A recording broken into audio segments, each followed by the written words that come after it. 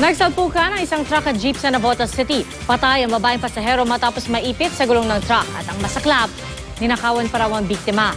Nakatutok si Von Aquino. Naipit sa gulong ng truck ang babaeng ito matapos sumalpok dito ang sinasakyan niyang jeep sa Navotas City kaninang madaling araw. Dead on the spot ang biktima. Sa salaysay sa pulisya ng driver ng jeep, may iniwasan daw siyang nakahambalang na gulong sa kalsada kaya't napakabig siya at bumangga sa kasalubong na truck. Ayon sa isa sa tatlong pasahero ng jeep, katabi niya sa passenger seat sa harap ang babaeng nasawi. Sa harap ako kalapit ko yung babae. Nakatalon kasi ako Tapos? Ayun po. Pagtalon mo, ano yung naaalala mo? Wala, ginawa ko lang yung mga gamit isa nasa lapag. Lumabas yung babae.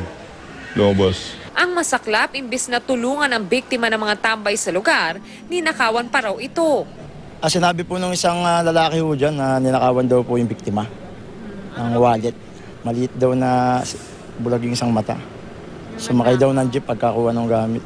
Sabi niya, binabawalan pa niya. Tumakas naman ang truck driver. Makonsensya naman siya sa mga mga taong na disgrasya niya. Siyempre, isa pa para sa babae. Hindi siya mapatulugin ng kaluluwa niya. Dinala sa Tondo General Hospital ang nasugatang tsuper ng jeep at dalaw pa niyang pasahero. Inaalam pa ang pagkakakilanlan ng nasawing biktima.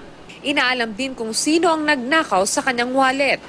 Madilim sa pinangyarihan ng aksidente kaya payo ng mga otoridad. Kailangan ho, defensive driving na lang, tapos mag-iingat na lang sa kalsada, lalo pag madilim. Lalo dito, medyo madilim yung lugar .